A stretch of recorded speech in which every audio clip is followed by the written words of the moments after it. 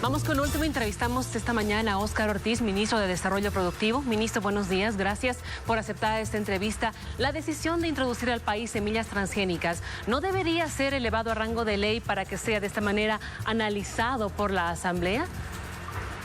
Muy buenos días. En realidad ya existen las normas legales vigentes y lo que se ha hecho, es bueno aclararlo, es aprobar un decreto que establece que habrán procedimientos abreviados. Eso no significa que ya se haya aprobado un evento, como se llama, o una variedad de semilla transgénica específica, sino que se va a ir desarrollando el camino para llegar en algunos casos a eso, obviamente cumpliendo con todas las normas de seguridad que corresponden.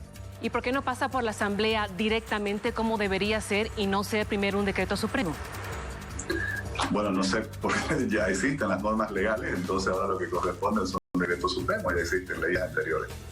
¿Y qué es lo que está faltando, tomando en cuenta que hay varios sectores, por lo menos 150 organizaciones, que están rechazando el ingreso de semillas transgénicas y aseguran que no fueron incluidos ni siquiera para poder debatir y hablar sobre el tema cuando es algo muy delicado y cuestionado hace ya varios años? Y usted, como ex asambleísta, lo sabe. Mire, como usted también sabe, es un tema que seguramente tiene personas que apoyan, personas que son adversas, pero también, como usted sabe, todo lo que consumimos todos los días es transgénico. Por ejemplo, el pan que consumimos todos los días se hace con trigo importado transgénico. Todos los productos que vienen de países como Brasil, Argentina, y que consumimos todos los días, que les damos a nuestros hijos, que se venden en nuestros colegios, son transgénicos. Entonces, aquí lo que nosotros tenemos que también decidir si Bolivia va a ser un país netamente importador de productos transgénicos o en algunas regiones, habrá regiones que seguramente también puedan elegir no utilizarlo, podrían aprovechar esta tecnología para poder competir y también producir en el país. De lo contrario, por el camino que vamos, ni siquiera vamos a autoabastecernos en alimentos. Se habla de riesgo en la diversidad genética de nuestras semillas. Es una de las preocupaciones que tienen las personas ahora. ¿Ustedes han considerado esto? Por eso le comentaba que lo que se ha aprobado es un decreto que permite establecer procedimientos abreviados. En función de esos procedimientos se harán todos los estudios necesarios, se lo prueba incluso en campaña. Y me parece que la solución también frente a estas preocupaciones es que en aquellos productos, en aquellos lugares en los cuales se prefiera, digamos, conservar esas variedades tradicionales, anteriores, obviamente se lo puede hacer. En otros lugares donde no haya un patrimonio, por así decir, que conservar, o aquellos productos, como por ejemplo la soya, no es un producto que pueda ser considerado como algo que viene milenariamente en nuestra cultura y en un patrimonio. Entonces, tenemos que en eso ir haciendo las dispensaciones correspondientes para que el país, les repito, pueda seguir siendo viable en cuanto a productores de alimentos, tanto para autoabastecernos como para exportar. Ministro, buenos días. Lo saluda Gabriela Oviedo desde Santa Cruz. Y quería preguntarle sobre su mandato en el marco de este Consejo de Reactivación Económica que se ha creado en el gobierno. Sí, muy buenos días. Hemos, por instrucción del presidente, creado este Consejo de Reactivación, en el cual se encuentran incluidos ministerios sectoriales, quiere decir aquellos que tienen relación directa con distintos sectores económicos. Por ejemplo, el Ministerio de Desarrollo Rural, el mismo Ministerio de Desarrollo Productivo, el Ministerio de Obras Públicas, por ejemplo, tiene al sector de transporte, de obras públicas, de aviación, el de energía, minería, hidrocarburos. Lo que buscamos es trabajar en cada uno de los sectores. Por un lado, en cuanto a lo que son pequeños, medianos y grandes productores, trabajar con ellos, ver el impacto que están sufriendo producto de las limitaciones a la actividad económica que se han impuesto para evitar una mayor propagación del contagio del coronavirus. También ver el impacto internacional. Esto no es solo una crisis en Bolivia.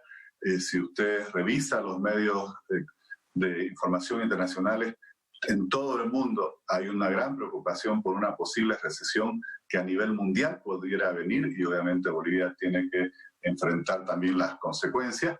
Y por otro lado, tenemos que ver también desde el Estado cómo levantar barreras, resolver problemas y también contribuir con todos aquellos proyectos que tiene quizás el Estado pendientes o que están de continuidad, cómo todos orientarlos a la creación de empleo, a la reactivación de la actividad económica.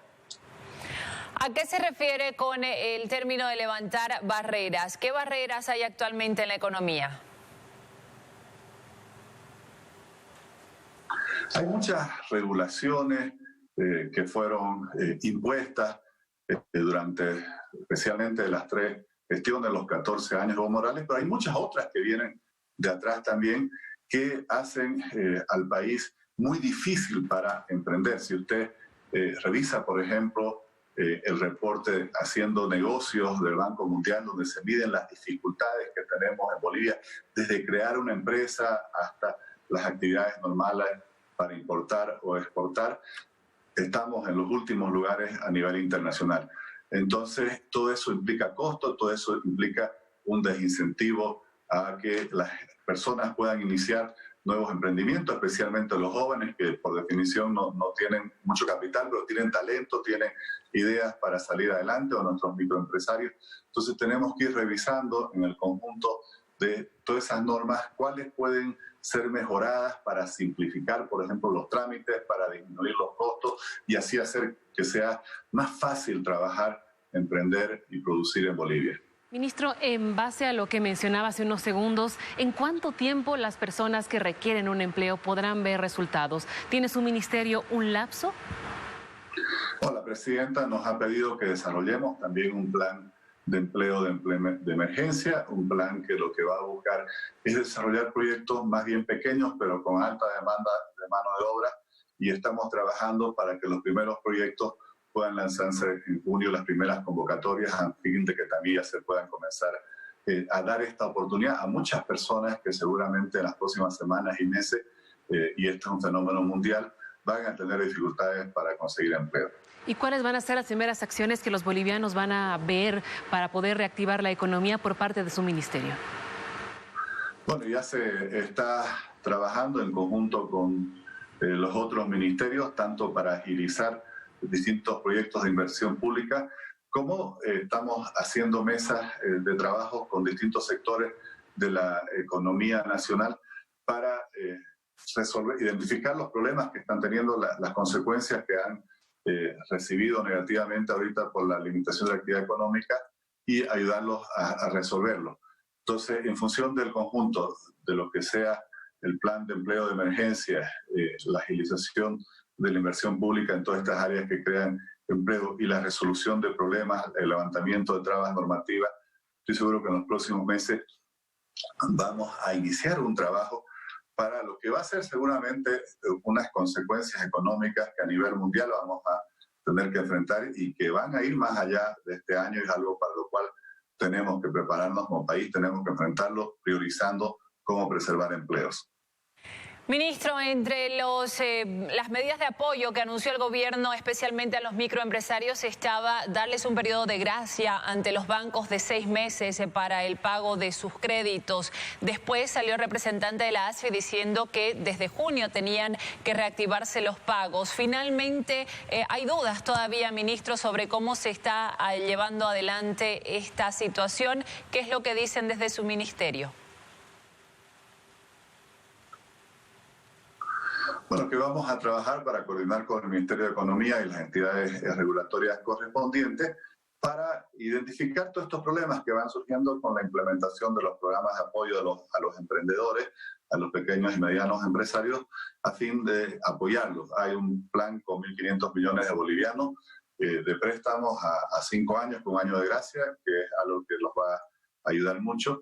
Y en cuanto a los 6 meses, que no es solo para los pequeños y medianos empresarios, sino es para el conjunto de los prestatarios, la ley dice hasta 6 meses. Entonces, lo que hay que buscar es cómo ayudar en mayor medida a quienes tienen más dificultades de ingreso, especialmente a los que tienen un menor tamaño en cuanto a su actividad económica, que son los que quizás están hoy más golpeados, y obviamente también darle facilidades a otros prestatarios que quizás no necesitan tanto tiempo porque son de mayor tamaño, porque tienen una mayor estructura patrimonial.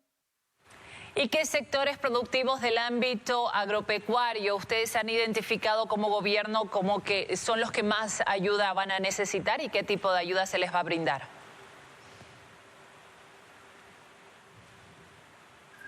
Mire, el ámbito agropecuario es un ámbito muy interesante, pero que no ha paralizado totalmente sus actividades. Por el contrario, el gobierno está haciendo todo lo posible para que la cadena de abastecimiento no se hubiera interrumpido, y en los hechos así ha sido. Se ha mantenido el rubro agropecuario trabajando y produciendo.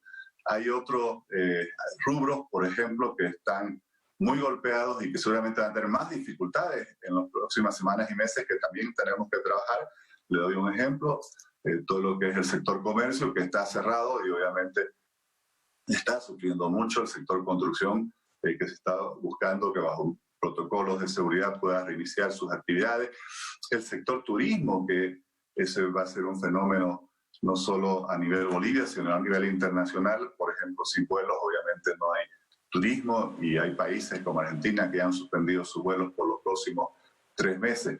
Por eso le comentaba a Gabriela que lo que aquí hay que hacer es sentarse sector por sector. Habrá medidas que son generales y beneficiarán a todos, pero cada sector tiene sus propias particularidades que debemos enfrentar.